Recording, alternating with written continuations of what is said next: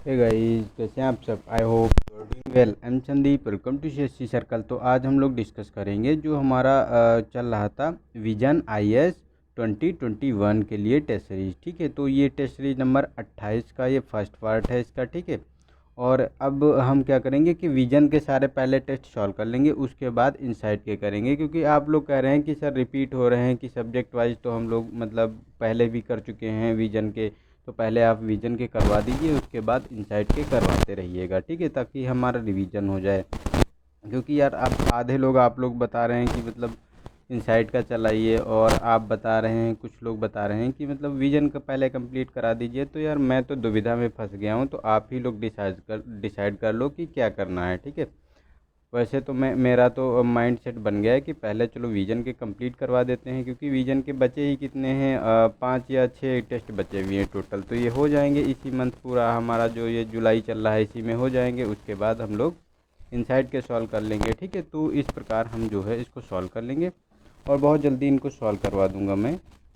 ठीक है, तो आप लोग जैसा भी हो आप लोग बता सकते हैं इसमें। ठीक है, तो ये आज 28 का टेस्ट नंबर, जो 28 टेस्ट का ये फर्स्ट पार्ट है, और इसमें क्या रहेगा कि ये आर्थिक समीक्षा और बजट पर बेस्ड पूरा टेस्ट रहने वाला है इसमें। ठीक है, तो ये पूरा करंट बेस है, तो इसको आप लोग देख सकते हैं। ठीक है, तो ये है क्वेश्चन नंबर 1 से स्टार्ट करते हैं इसमें। ठीक है, तो जो बजट आया था ना,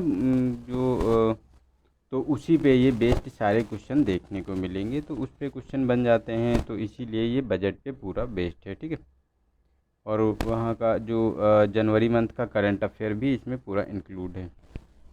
तो चलते हैं क्वेश्चन नंबर 1 पे। तो इसमें कहा गया है कि बजट 2020-21 में प्रस्तावित विकास वित्तीय संस्थान यानी डीएफआई के बारे में बताना है कि कौन सा स्टेटमेंट सही है। तो फर्स्ट है कि यह देश में अवसंरचना हेतु मध्यम से लेकर दीर्घकालीन वित्त प्रदान करेगा। सेकेंड है कि राष्ट्रीय अवसंरचना पाइपलाइन एनआईपी में केंद्र सरकार की व्यय संबंधी हिस्सेदारी पूर्ण रूप से इस संस्था द्वारा वित्त पोषित होगी। तो इसमें बताना है कि कौन सा स्टेटमेंट सही है इसमें। ठीक है, तो देखो अगर इसमें बात करें तो ये हमारा जो तो हमारा देखो इसमें फर्स्ट स्टेटमेंट सही, लेकिन सेकंड गलत है, क्योंकि इसमें जो हिस्सेदारी की बात की जा रही है तो इसमें सेंटर का देखो आपको 39% देखने को मिलेगा कंट्रीब्यूशन। ठीक है, और 40% स्टेट का रहेगा, और 21% जो होता है प्राइवेट इन्वेस्टर का रहेगा। तो तीनों का मतलब इसमें रहेगा, ना कि केवल केंद्र सरकार का। और ये फर्स्ट वाला सही है, क्योंकि ये देश में अवसंरचना है तो मध्यम से लेकर दीर्घकालीन वित्त प्रदान करेगी। तो हमारा फर्स्ट वाला स्टेटमेंट सही है, तो ए वाला ऑप्शन इसका सही हो गया। ठीक है, नेक्स्ट है हमारा सेकेंड क्वेश्चन नंबर। तो इसमें कहा गया है कि स्टार्टअप बौद्ध संपदा संस्थान यानी SIPP योजना के बारे में बताना है कि कौन सा स्टेटमेंट सही है। तो फर्स्ट है कि यह स्टार्टअप को किसी भी पैनलबद्ध सुविधा प्रदाता से IP आवेदनों की फाइलिंग और निपटान में सहायता लेने में सक्षम बनाता है। सेकंड है कि सुविधा प्रदाता का व्यावसायिक प्रभार पूर्ण रूप से केंद्र सरकार द्वारा वहन किया जाएगा।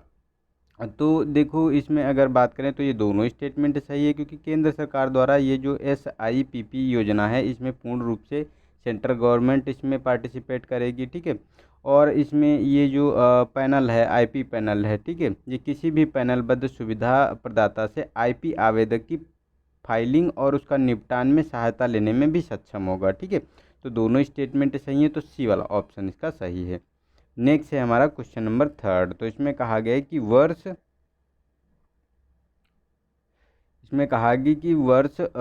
2021-22 के बजट में केंद्र सरकार ने तमिलनाडु में एक बहुउद्देशीय समुद्री शैवाल पार्क की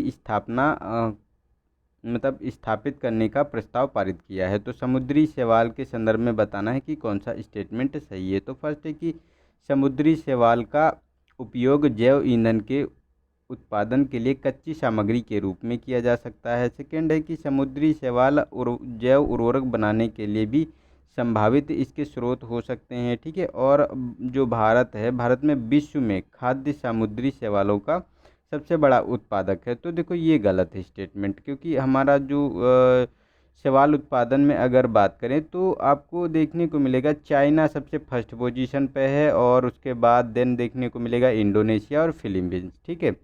और इंडिया में अगर बात करें तो इंडिया में बहुत कम होता है, लगभग 1 टन तक इसका जो है खाद्य शैवाल का उत्पादन का अनुमान लगाया जा रहा है, ठीक है।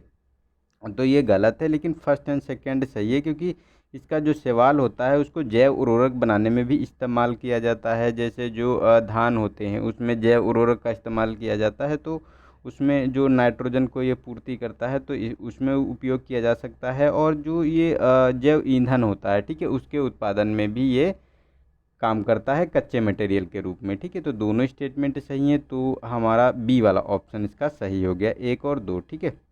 नेक्स्ट है हमारा क्वेश्चन नंबर 4। तो इसमें कहा गया है कि नियत अवधि योजना, नियत अवधि नियोजन यानी FTE के संदर्भ में बताना है कि कौन सा स्टेटमेंट सही है। तो फर्स्ट है कि नियत अवधि योजना FTE एक संविदा है जिसके तहत किसी कंपनी द्वारा कर्मचारियों को विशिष्ट अवधि के लिए नियोजित किया जाता है। और सेकेंड है कि FTE कर्मचारियों को स्थायी कर्मचारियों की तरह सभी वैधानिक लाभों को प्राप्त करने का अधिकार होगा।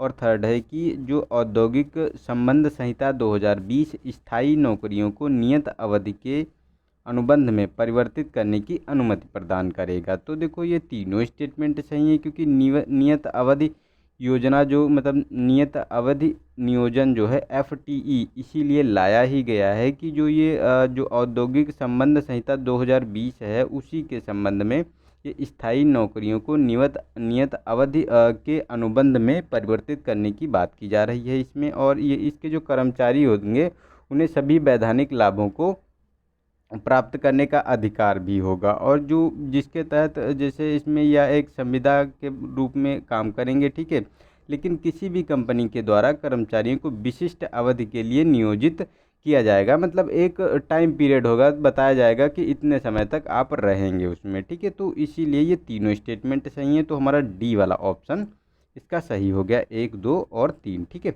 नेक्स्ट है हमारा क्वेश्चन नंबर 5। तो इसमें कहा गया कि निम्नलिखित में से कौन सा होम मेड लीवरेज पद की व्याख्या करता है सही, ठीक है। तो इसमें होम मेड लीवरेज की अगर बात करें तो इसमें देखो डी वाला ऑप्शन सही है, क्योंकि यह किसी भी कंपनी के लिए वित्तीय लीवरेज की स्थिति में परिवर्तन करने हेतु निवेशकों द्वारा व्यक्तिगत ऋण का उपयोग करने को संदर्भित करता है, ठीक है। इसी को होम मेड लीवरेज कहा गया है, ठीक है। नेक्स्ट है हमारा क्वेश्चन नंबर 6। तो इसमें कहा गया कि आवश्यक वस्तु अधिनियम 1955 के तहत आवश्यक वस्तुओं की श्रेणी में निम्नलिखित में से कौन शामिल है। तो इसमें देखो पशु के लिए चारे के बीज, सेकेंड है कि अकार्बनिक उर्वरक, थर्ड है औषधियाँ हैं, पेट्रोलियम उत्पाद है, और खाद्य तिलहन है, और जूट है। तो इसमें अगर आवश्यक वस्तु अधिनियम 1955 की अगर हम इसमें बात करें तो इसमें सभी को शामिल किया गया है। इसमें पशु के लिए चारे के बीज, अकार्बनिक उर्वरक, और ये आपको मतलब जो औषधियाँ हैं, पेट्रोलियम उत्पाद हैं, खाद्य तेल, तिलहन और जूट, इन सभी को इसमें शामिल किया गया है। तो हमारा डी वाला ऑप्शन इसका सही हो जाता है, ठीक है। नेक्स्ट है हमारा क्वेश्चन नंबर 7। तो इसमें कहा गया कि निम्नलिखित देशों के समूहों में से कौन सा आर्कटिक परिषद के सदस्यों, जो सदस्य देशों का समूह है, जो आर्कटिक परिषद है उसके बारे में, क्योंकि इसकी अभी इसके बारे में अभी मैं बताऊंगा कि ये न्यूज़ में क्यों है, ठीक है। तो आर्कटिक परिषद के बारे में अगर बात करें तो इसमें देखो ये रूस है, संयुक्त राज्य अमेरिका है, ठीक है, USA है, और आइसलैंड है, ठीक है। तो ये हमारा बी वाला ऑप्शन सही है। और इसके साथ साथ अदर अगर कंट्री बात करें तो इसमें देखो कनाडा भी शामिल है, ठीक है, डेनमार्क है, फिनलैंड है, नॉर्वे है, और स्वीडन है। तो ये आपको इसमें कंट्री देखने को मिलेंगी। एक्चुअली में ये न्यूज में क्यों था, क्योंकि भारत ने एक सार्वजनिक टिप्पणी आर्कटिक परिषद का एक मसौदा जो जारी किया है उसी के संबंध में ये बहुत ज़्यादा न्यूज में हुआ है, ठीक है। बट भारत जो है इसका सदस्य नहीं है, तो ये इसीलिए न्यूज़ में है। और इसमें जो इसका बात करें इसका गठन कब किया गया था, तो 1996 में इसका गठन किया गया था, ठीक है। ये पर्यावरण जो आर्कटिक वाला क्षेत्र है उसमें पर्यावरण की संरक्षण की बात करता है, ठीक है, ये ग्रुप। नेक्स्ट है हमारा 8 क्वेश्चन नंबर। तो इसमें कहा गया कि सतत वित्त पर अंतर्राष्ट्रीय मंच यानी IPSF के संदर्भ में बताना है कि कौन सा स्टेटमेंट सही है। तो फर्स्ट है कि यह पर्यावरणीय रूप से सतत वित्त संबंधी मुद्दों पर काम करने वाले लोक प्राधिकारियों के लिए एक मंच है। सेकेंड है कि भारत हाल ही में इस अंतर्राष्ट्रीय मंच में शामिल हुआ है। तो देखो अगर इसकी बात करें तो इसमें भारत ने जो है अभी इसमें जो शामिल हुआ है, तो ये तो हमारा स्टेटमेंट सही है, क्योंकि जो ये सतत वित्त पर अंतर्राष्ट्रीय मंच है इसमें अभी इसकी सदस्यता ली है इंडिया ने, ठीक है। तो इसलिए ये न्यूज़ में था और ये मतलब जो पर्यावरणीय संबंधी सतत वित्त संबंधी मुद्दे हैं उसी पे ये मतलब कार्य करेगा, ठीक है। उसी पे ये कार्य कर रहा है, तो उसी के संबंध में ये है, ठीक है। और ये जो ग्रीन हाउस गैस के जो उत्सर्जक देश हैं ना, उसी के संबंध में ये मतलब है कि ग्रीन हाउस गैस को कम करने के बारे में ये मंच बात करता है। तो ये दोनों स्टेटमेंट सही है, तो हमारा सी वाला ऑप्शन सही हो गया इसका, ठीक है। नेक्स्ट है हमारा 9 क्वेश्चन नंबर। तो इसमें वन प्लेनेट समिट के संदर्भ में बताना है कि कौन सा स्टेटमेंट सही है। तो फर्स्ट है कि इसे संयुक्त राष्ट्र पर्यावरण कार्यक्रम और संयुक्त राज्य अमेरिका द्वारा संयुक्त रूप से आयोजित किया गया था। सेकेंड है कि इसका उद्देश्य जलवायु परिवर्तन के समर्थन में सार्वजनिक और निजी वित्त जुटाना था। तो देखो ये हमारा सेकेंड स्टेटमेंट तो सही है, क्योंकि इसका काम ही था, जो वन प्लेनेट समिट थी, इसका काम था कि जलवायु कार्रवाइयाँ जो हैं उनके समर्थन के लिए फाइनेंस जुटाना, ठीक है, फाइनेंस को लेकर आना, ठीक है। तो ये सेकेंड स्टेटमेंट सही है, लेकिन फर्स्ट वाला गलत है, क्योंकि इसे जो है जो COP20 COP20 जो ये समिट होती है, ठीक है, पर्यावरण जो कि COP23 जो समिट हुई थी 2017 में, ठीक है, जो फ्रांस में हुई थी। तो फ्रांस के द्वारा संयुक्त राष्ट्र पर्यावरण कार्यक्रम और फ्रांस के जो प्राइम मिनिस्टर थे, ठीक है, मतलब प्रेसिडेंट थे फ्रांस के, उनके द्वारा इसे स्टार्ट किया गया था, ना कि USA द्वारा। तो ये हमारा गलत है, तो हमारा बी वाला ऑप्शन इसका सही हो जाता है, ठीक है। तो ये भी जलवायु परिवर्तन की जो श्रृंखला है उसी के शीर्षक में इसको मतलब बनाया गया है। इसकी भी 4th समिति देखने को मिली थी, तो इसीलिए ये न्यूज में था, ठीक है। नेक्स्ट है हमारा क्वेश्चन नंबर 10। तो इसमें कहा गया कि बजट 2021 में नई घोषित रणनीतिक विनिवेश नीति के संदर्भ में बताना है कि कौन सा स्टेटमेंट सही है। तो फर्स्ट है कि इस नीति के तहत विनिवेश से प्राप्त आय को राष्ट्रीय निवेश अवसंरचना कोष में जमा किया जाएगा और भारत में रणनीतिक निवेश में सरकार से निजी क्षेत्र को जो प्रबंधन है उसका नियंत्रण का हस्तांतरण सम्मिलित है इसमें। तो इसके दोनों स्टेटमेंट सही हैं, क्योंकि ये जो बजट 2021 में नई जो घोषित रणनीति विनिवेश नीति है, इसमें यही दोनों प्रोविज़न किए गए हैं कि भारत में रणनीतिक विनिवेश में जो सरकार से निजी क्षेत्र को प्रबंधन जो होता है और उसका हस्तांतरण इसमें शामिल होगा, ठीक है। और अवसंरचना कोष में जो ये विनिवेश होगा, ठीक है, उससे जितना भी इनकम आएगा वो अवसंरचना कोष में मतलब जितना भी पैसा आएगा उसको अवसंरचना यानी इंफ्रास्ट्रक्चर फंड में जो NIIF में डाला जाएगा, ठीक है, राष्ट्रीय निवेश एवं अवसंरचना कोष में डाला जाएगा। और इसकी स्थापना कब की गई थी? तो 2015 में इसकी स्थापना की गई थी, ठीक है, और जो राष्ट्रीय निवेश एवं अवसंरचना कोष की, ठीक है। तो ये दोनों स्टेटमेंट सही है, तो सी वाला ऑप्शन सही हो गया। नेक्स्ट है हमारा क्वेश्चन नंबर 11। तो इसमें उपभोक्ता कीमत सूचकांक यानी CPI के संदर्भ में बताना है कि कौन सा स्टेटमेंट सही है। तो फर्स्ट है कि आवास की कीमतों में वृद्धि का ग्रामीण उपभोक्ता कीमत सूचकांक CPI पर कोई प्रभाव नहीं पड़ता है। सेकेंड है कि श्रम ब्यूरो आधार वर्ष के रूप में 2012 के साथ औद्योगिक श्रमिकों के लिए उपभोक्ता मूल्य सूचकांक यानी CPI-IW की गणना करता है और ईंधन और खाद्य की कीमतों में वृद्धि कोर CPI मुद्रास्फीति की दर में वृद्धि करता है। तो देखो इसमें अगर बात तो देखो फर्स्ट वाला स्टेटमेंट तो सही है, क्योंकि जो ये कि आवास की कीमतों में वृद्धि का ग्रामीण उपभोक्ता कीमत सूचकांक होता है जो सीपीआई पर कोई प्रभाव नहीं पड़ता है, ठीक है। लेकिन ये सेकेंड वाला स्टेटमेंट ये गलत है, क्योंकि अभी लेबर मिनिस्ट्री के द्वारा ये जो सीपीआई इंडस्ट्रियल वर्कर का जो आधार वर्ष घोषित किया गया है, इसे 2016 घोषित किया गया है, तो ये न्यूज में है, ठीक है। तो इसीलिए इसको ये न्यूज में है, तो ये हमारा सेकेंड गलत है। और थर्ड में बात करें तो ईंधन और खाद्य की कीमतों में वृद्धि कोर सीपीआई मुद्रास्फीति दर की वृद्धि करती है, तो नहीं, कोर सीपीआई का इस पर कोई प्रभाव नहीं पड़ता है, ठीक है। तो ये हमारा गलत है, तो दोनों गलत हैं, फर्स्ट वाला सही है, तो ए वाला ऑप्शन इसका सही हो गया, ठीक है।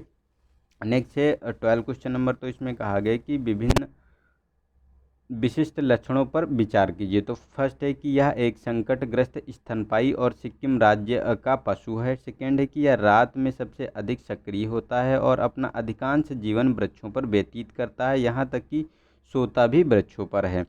और थर्ड है कि यह उच्च तुंगता वाले स्थानों पर, जहाँ पर्णपाती और शंकुधारी वनों में बांस के सघन अधोतल होते हैं, सबसे अच्छी तरह से पनपता है। तो ये किसके बारे में बात की जा रही है? ये विशेषताएं दी हुई हैं और नीचे उसके प्राणी दिए गए हैं। तो कौन से हैं? तो स्लॉथ बियर है, और हुलाक गिबन है, लाल पाढ़ा है, और लायन टेल्ड लंगूर यानी शेर पूंछ वाला बंदर है, ठीक है। तो देखो, अगर इसमें बात करें तो ये लाल पाढ़ा के बारे में बात की जा रही है। ये सिक्किम का राज्य पशु है, ठीक है, और ये रात में सक्रिय रहता है और बांस के सघन क्षेत्रों में ये अपना जीवन व्यतीत करता है वहीं पे, मतलब क्योंकि इसका जो भोजन है उसको बांस को ही, मतलब ये अपना भोजन मुख्य मानते हैं। नेक्स्ट है हमारा क्वेश्चन नंबर 13। तो इसमें प्रायः सुर्खियों में रहने वाले शब्द S&P BSE कार्बोनिक्स, ठीक है, और ये MSCI इंडिया ESG के बारे में बात करते हैं। कौन सा, मतलब इसमें ये किसको संदर्भित करता है, किसके बारे में बात करता है?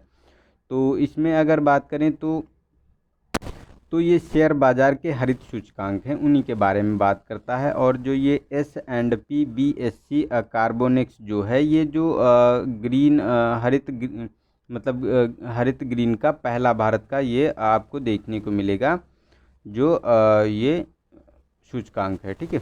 नेक्स्ट है हमारा क्वेश्चन नंबर 14। तो इसमें कहा गया है कि उद्यमों के लिए एक सुदृढ़ ऋण प्रवाह के निम्नलिखित में से कौन से संकेतक हो सकते हैं? तो फर्स्ट है कि वाणिज्यिक पत्र प्रचलन में वृद्धि, कारपोरेट बांड प्रतिफल में कमी, और कारपोरेट ऋण डिफाल्टर दर में कमी।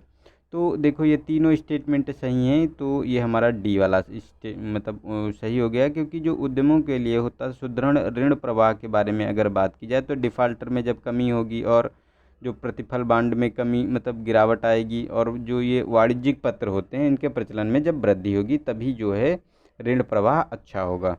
नेक्स्ट है 15 क्वेश्चन नंबर। तो इसमें सामाजिक सुरक्षा संहिता 2020 के संदर्भ में बताना है कि कौन सा स्टेटमेंट सही है। तो फर्स्ट है कि संहिता में 10 से कम कर्मचारियों वाले प्रतिष्ठानों में कार्यरत कर्मचारियों के लिए सामाजिक सुरक्षा लाभों के अनिवार्य विस्तार की परिकल्पना की गई है। सेकेंड है कि सामाजिक सुरक्षा आच्छादन के दायरे में स्वनियोजित व्यक्तियों को सम्मिलित करने का प्रावधान है। और थर्ड है कि इस संहिता के अंतर्गत गिग वर्करों को सामाजिक सुरक्षा लाभ प्रदान किया जाएगा। इसमें अगर बात की जा रही है तो देखो, अगर इसमें बात की जाए तो देखो फर्स्ट वाला स्टेटमेंट सही नहीं है, क्योंकि इसमें जो प्रतिष्ठान है जो जिसमें 10 से कम कर्मचारी हैं उसके लिए ये अनिवार्य नहीं किया गया है, ठीक है। इसमें ये स्वैच्छिक है, वो चाहे तो इसे लागू कर सकते हैं, अन्यथा नहीं। लेकिन जो 10 से ज़्यादा वाले वर्कर वाले जो प्रतिष्ठान है, ठीक है, वहाँ पे ये अनिवार्यता लागू होगा। तो ये गलत हो गया, लेकिन सेकेंड और थर्ड हमारे सही हैं, क्योंकि इसमें जो गिग वर्कर्स होते हैं, ठीक है, ठेला और रेहड़ी लगाने वाले, ठीक है, तो इनको इसका लाभ मिलेगा, ठीक है। और इसके दायरे में जो आपको देखने को मिलेगा तो स्वनियोजित व्यक्तियों को भी सम्मिलित किया गया है। तो हमारा 2 और 3 स्टेटमेंट सही है, तो हमारा बी वाला ऑप्शन इसका सही हो गया। नेक्स्ट है हमारा क्वेश्चन नंबर 16। तो इसमें कहा गया कि भारत के अंतर्राष्ट्रीय व्यापार के संदर्भ में बताना है कि कौन सा स्टेटमेंट सही है। तो फर्स्ट है कि निर्यात सेवा में वित्तीय सेवाओं की हिस्सेदारी सर्वाधिक है, और भारत हाल के वर्षों में पूंजी खाता घाटे से गुजर रहा है। थर्ड है कि कच्चा पेट्रोलियम सर्वाधिक आयात की जाने वाली वस्तु है।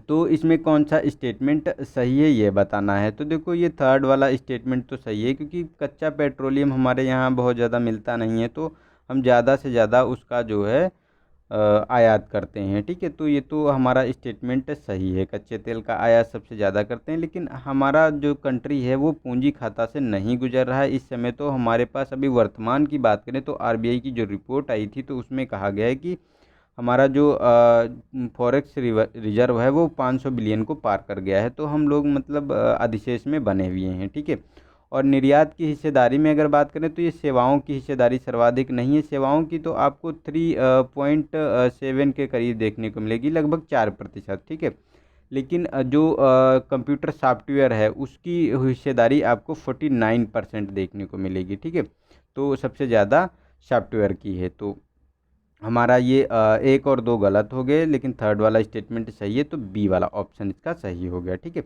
नेक्स्ट है 17 क्वेश्चन नंबर। तो इसमें कहा गया कि निम्नलिखित में से कौन बैंकों और उधारकर्ताओं पर दीर्घकालीन रियायत नीति यानी फोरबियरेंस पॉलिसी के प्रभाव हैं। तो सस्ती ऋण व्यवस्था है, बैंकों का अल्प पूंजीकरण है, रियायतों से उधारकर्ताओं के लाभान्वित होने से चूक में वृद्धि है। ठीक है, तो इसमें कौन सा स्टेटमेंट सही है। तो देखो ये तीनों स्टेटमेंट सही हैं, क्योंकि जो ये फोरबियरेंस पॉलिसी लाई गई है इसमें क्या है कि सस्ती ऋण व्यवस्था होगी इसमें। ठीक है, बैंकों का अल्पीकरण किया गया, बैंकों की जो पूंजी होगी उसको कम किया जाएगा, अल्पीकरण की बात करता है। ठीक है, और ये रियायतों से उधार के लाभान्वित होने से चूक में वृद्धि देखने को मिली है। ठीक है, तो उसी को सबको मैनेज करने के लिए ये लाया गया है। ठीक है, तो ये हमारा ए वाला ऑप्शन सही हो गया। नेक्स्ट है हमारा क्वेश्चन नंबर 18। तो इसमें कहा गया कि संयुक्त राष्ट्र सुरक्षा परिषद यानी यूएनएससी के संदर्भ में बताना है कि कौन सा स्टेटमेंट सही है। ठीक है, तो फर्स्ट है कि संयुक्त राष्ट्र सुरक्षा परिषद की अध्यक्षता को 5 सदस्यीय स्थायी सदस्यीय देशों के बीच क्रमावर्तित किया जाता है। और सेकेंड है कि स्थायी सदस्यों को केवल महासभा की सर्वसम्मति से हटाया जा सकता है। और थर्ड है कि यह केवल अंतर्राष्ट्रीय शांति सुरक्षा के खतरे के आधार पर किसी देश के घरेलू मामलों में बलपूर्वक हस्तक्षेप कर सकता है। तो देखो ये थर्ड वाला स्टेटमेंट सही है, क्योंकि यूएनएससी का काम ही यही होता है कि अंतर्राष्ट्रीय शांति और सुरक्षा के बारे में बात करता है ये। ठीक है, लेकिन जो स्थायी सदस्य होते हैं तो देखो स्थायी सदस्य आपको यूएन असेंबली में देखने को मिलेंगे, यूएनएससी में 5 देखने को मिलेंगे, और अस्थायी होते हैं ये 10 होते हैं। ठीक है, तो स्थायी सदस्य को अगर हटाने की बात आती है तो केवल एक ही आधार है कि जो यूनाइटेड नेशन का जो चार्टर है उसी में संशोधन करके ही हटाया जा सकता है, और कोई भी आधार नहीं है ये। तो ये गलत हो गया हमारा स्टेटमेंट। और ये फर्स्ट वाला भी गलत है, क्योंकि इसमें जो आपको देखने को मिलेंगे तो इसमें 5 सदस्यों के बीच नहीं, इसमें 15 सदस्य होते हैं। ठीक है, उन्हीं के बीच ये मतलब किया जाता है। तो ये दोनों गलत हैं हमारे। तो थर्ड वाला स्टेटमेंट इसका सही है, तो हमारा सी वाला ऑप्शन इसका सही हो गया। ठीक है, नेक्स्ट है क्वेश्चन नंबर 19। तो इसमें कहा गया कि हाल ही में लागू की गई संयुक्त राष्ट्र परमाणु हथियार निषेध संधि यानी TPNW के बारे में बताना है। ठीक है, तो फर्स्ट है कि यह परमाणु हथियारों को विकसित करने और उसे रखने से राज्य पक्षकारों को प्रतिबंधित करती है। सेकेंड है कि संधि के प्रावधान विधिक रूप से राज्य के पक्षकारों पर बाध्यकारी होते हैं। और थर्ड है कि भारत ने इस संधि पर हस्ताक्षर नहीं किए हैं। ठीक है, तो देखो ये थर्ड वाला स्टेटमेंट सही है, क्योंकि भारत ने अभी तक इस पर हस्ताक्षर नहीं किए हैं, तो ये हमारा सही है। और सेकंड भी सही है, क्योंकि संधि के जो प्रावधान है विधिक रूप से राज्य सरकार के पक्षकारों में बाध्यकारी नहीं है। ठीक है, और ये जो मतलब पक्षकारों पर बाध्यकारी हैं कि मतलब उसमें कंडीशनल जो बाध्यताएं लगाई, जो नियंत्रण या बाध्यताएं लगाई गई हैं। ठीक है, कुछ चीज़ों में छूट है और कुछ में आप प्रयोग नहीं कर सकते हो उसको। और फर्स्ट स्टेटमेंट सही है, क्योंकि यह परमाणु हथियारों को विकसित करने और उसे रखने से राज्य पक्षकारों को प्रतिबंधित करती है। तो ये तीनों स्टेटमेंट आपको देखने को मिलेंगे, तो सही है। तो हमारा डी वाला ऑप्शन इसका सही हो गया। ठीक है, नेक्स्ट है हमारा क्वेश्चन नंबर 20। तो इसमें कहा गया है कि निम्नलिखित पहलों में से कौन सी सरकार द्वारा भारत में इस्पात के घरेलू उत्पादन में वृद्धि हेतु प्रारंभ की गई है। तो फर्स्ट है कि उत्पाद लिंक प्रोत्साहन योजना के तहत विशिष्ट इमारतों का समावेशन है, ठीक है। और सेकेंड है कि निर्यात क्षमता मूल्य पर एमएसएमई को इस्पात की पेशकश है। और सरकारी खरीद में घरेलू लोहे और इस्पात के उत्पादन को वरीयता दी गई है, ठीक है।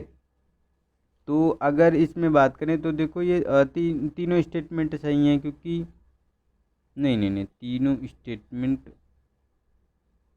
हाँ ये तीनों स्टेटमेंट इसमें सही हैं, क्योंकि जो ये भारत में इस्पात के घरेलू उत्पादन में वृद्धि के बारे में अगर बात की जाए तो ये जो उत्पादन लिंक प्रोत्साहन योजना मतलब स्टार्ट की गई है, इसी के तहत इस्पात का समावेश किया गया है। और एमएसएमई जो होता है, ठीक है, medium small micro small and medium enterprises, ठीक है, तो इंटरप्रेन्योर, तो इसके बारे में ये निर्यात क्षमता मूल्य पर आधारित होता है और सरकारी खरीद में घरेलू लोहे और इस्पात के उत्पादन को वरीयता दी जाती है, तो इसीलिए इस योजना को लागू किया गया है, ठीक है। तो ये तीनों स्टेटमेंट सही है, ताकि इसको जो घरेलू निर्यात लोहे का बढ़ाया जा सके, उससे फिर निर्यात बढ़ाया जा सके और बहुत ज़्यादा उससे विदेशी करेंसी प्राप्त की जाए, ठीक है। नेक्स्ट है हमारा 21 क्वेश्चन नंबर। तो इसमें कहा गया है कि भारत के बाह्य कर के संदर्भ में बाह्य ऋण के बारे में बताना है, ठीक है। तो देनदारी भारत के नागरिक को छोड़कर केंद्र सरकार, राज्य सरकार और निगम की हो सकती है। सेकेंड है कि पिछले 5 वर्षों में बाह्य ऋण का सकल घरेलू उत्पाद में से जो अनुपात निरंतर बढ़ता रहा है। तो देखो ये गलत है, ऋण का जो सकल घरेलू उत्पाद है निरंतर बढ़ नहीं रहा है, ये आपको कम देखने को मिलेगा, ठीक है। क्योंकि जो अगर बात करें इसमें 2016 में अगर बात करें तो ये जीडीपी का आपको 23% देखने को मिलता था, लगभग 23% था। और अभी 2020 में जो रिपोर्ट आई है उसमें ये 21% हो गया है, तो ये हमारा कम हो गया है, ना कि बढ़ा है। तो हमारा ये गलत है। और फर्स्ट स्टेटमेंट की बात करें तो ये भी गलत है हमारा, क्योंकि इसमें जो नागरिक होते हैं इनको भी शामिल किया जाता है, ठीक है। राज्य सरकारें, निगम और नागरिक, इन सभी को शामिल किया जाता है। भारत में जो देनदारी होती है, देनदार भारत के जो होते हैं, ठीक है। तो भारत में जो मतलब कह सकते हैं इस प्रकार से, जो भारत के द्वारा लोन लिया जाता है तो नागरिकों से जो बॉन्ड जारी करके लिया जाता है, तो ये होता है। और इंटरनेशनल तो लिया ही जाता है, तो ये भी हमारा स्टेटमेंट गलत है। तो दोनों गलत हैं, तो डी वाला ऑप्शन सही हो गया इसका, ठीक है।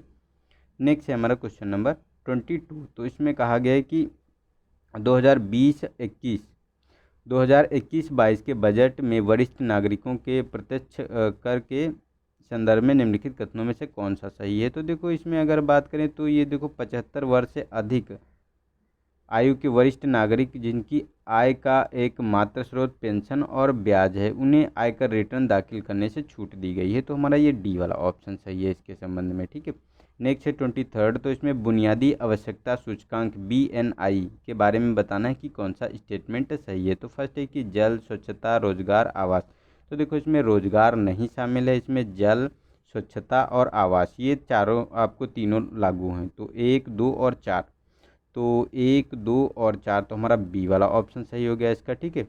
और ये अभी बुनियादी आवश्यकता सूचकांक होता है, इसमें इसके अतिरिक्त आपको बात करें तो बिजली को भी शामिल किया जाता है, और जो खाना बनाने के लिए गैस होती है, और सूक्ष्म पर्यावरण के लिए भी जो प्रोविधान इसमें किया गया है, शामिल किया गया है, ठीक है। नेक्स्ट है 24। तो इसमें स्टार्टअप यात्रा के बारे में बताना है कि कौन सा स्टेटमेंट सही है। तो फर्स्ट है कि इसका उद्देश्य 1 दिवसीय बूट कैंपों का आयोजन कर ज़मीनी स्तर पर नवोदित उद्यमियों का सशक्तिकरण करना है, ठीक है। और यह देश भर में श्रेणी 1 के शहरों में नवाचार और स्टार्टअप के पोषण हेतु एक पारितंत्र के निर्माण पर केंद्रित होता है, ठीक है। तो इसमें अगर बात की जाए तो देखो ये हमारे जो फर्स्ट वाला स्टेटमेंट तो इसका सही है, क्योंकि इसका उद्देश्य ही होता है 1 दिवसीय बूट कैंपों का आयोजन कर ज़मीनी स्तर पर नवोदित जो उद्यमी होते हैं उनका सशक्तिकरण किया जाता है। और ये बूट कैंप होते हैं वो 10 से 12 इस्टेब्लिश किए जाते हैं। और ये जो बूट कैंप होते हैं ये क्या होते हैं, नवाचार और स्टार्टअप के लिए जो उद्यमियों की खोज करते हैं। और ये जो शहर होते हैं उसमें श्रेणी 2 और 3 के शहरों में इसको इन बूट कैंपों को आयोजित किया जाता है। तो हमारा सेकेंड स्टेटमेंट सही है, फर्स्ट मतलब गलत है, और फर्स्ट वाला स्टेटमेंट हमारा सही है, ठीक है। नेक्स्ट है हमारा क्वेश्चन नंबर 25। तो इसमें बताना है कि कौन सा स्टेटमेंट सही है राष्ट्रीय कार्बोनेशियल एरोसेल कार्यक्रम के बारे में। ठीक है, तो इसे जलवायु परिवर्तन कार्य योजना के भाग के रूप में नीति आयोग द्वारा प्रारंभ किया गया है। इसमें अनुसंधान संस्थान एवं सरकारी संगठनों का एक ये संघ है। ठीक है, तो देखो ये एक जो अनुसंधान संस्थानों और सरकारी संगठनों का संघ है, इसमें आपको जो टोटल देखने को मिलेंगे संघ में 17 इंस्टीट्यूट देखने को मिलेंगे और सरकारी संगठन है टोटल। और ये मतलब बात करें किसके नेतृत्व में काम कर रहा है, तो आईआईटी जो मुंबई है, ठीक है, उसी के नेतृत्व में ये काम कर रहा है। और ये जो अगर इसके जलवायु परिवर्तन कार्य योजना के बारे में बात करें तो जो ये इसी का भाग है, बट ये नीति आयोग के द्वारा जो प्रारंभ नहीं किया गया है, ये पर्यावरण जल एवं परिवर्तन मंत्रालय के द्वारा इसे पर्यावरण एवं जलवायु मंत्रालय के द्वारा इसे स्टार्ट किया गया है। ठीक है, तो ये हमारा गलत है, तो हमारा सेकेंड स्टेटमेंट सही हो गया, तो बी वाला ऑप्शन सही है और हमारा फर्स्ट वाला गलत है। ठीक है, तो आई होप आप लोगों को अगर वीडियो अच्छा लग रहा हो और चीज़ें आप लोगों को अच्छी लग रही हैं तो प्लीज़ इसको लाइक करो, शेयर करो, ताकि इस चैनल को और ज़्यादा सपोर्ट किया जाए। और जब आप लोगों का मुझे सपोर्ट मिलेगा तो मैं आप लोगों को भी सपोर्ट प्रोवाइड कराऊँगा। ठीक है, तो आज एक वीडियो जो भी आया है उसको भी आप लोग देखिए, जो मैंने पॉलिटी सेक्शन को उसमें कवर किया है। और उसमें क्या है कि पॉलिटी सेक्शन जो प्रीलिम्स के अकॉर्डिंग जो है, ठीक है, प्रीलिम्स का जो रिवीजन के माध्यम से अगर बात की जाए तो उस हिसाब से मैंने हिंदी में पूरा कोर्स लॉन्च किया है, तो उसको आप लोग देख सकते हैं। ठीक है, तो आपको वो पॉलिटी सेक्शन है, आगे भी सब्जेक्ट आएंगे, अभी पॉलिटी से मैं स्टार्ट कर रहा हूँ। ठीक है, तो उसको भी देखिएगा आप लोगों ने, कुछ लोगों ने तो देखा भी होगा और जिसने नहीं देखा है उसने भी वो भी देखे और बताएं कि अगर ये चीज़ें अच्छी लग रही हैं, आप लोगों को पॉइंट वाइज चीज़ें मिल रही हैं तो अच्छी हैं, तो उसको और आगे बढ़ाया जाए और इफ़िशिएंट तरीके से उसको मैं बनाने की कोशिश करूँगा। ठीक है, तो आप लोगों का सपोर्ट चाहिए और मुझे कुछ नहीं चाहिए, बस आपसे इतनी ही उम्मीद है कि आप लोग वीडियो को शेयर कीजिए और ज़्यादा से ज़्यादा लोगों तक इस वीडियो को पहुँचाइए। बस यही हमारी आपसे विनती है। ठीक है, तो मिलते हैं नेक्स्ट वीडियो में।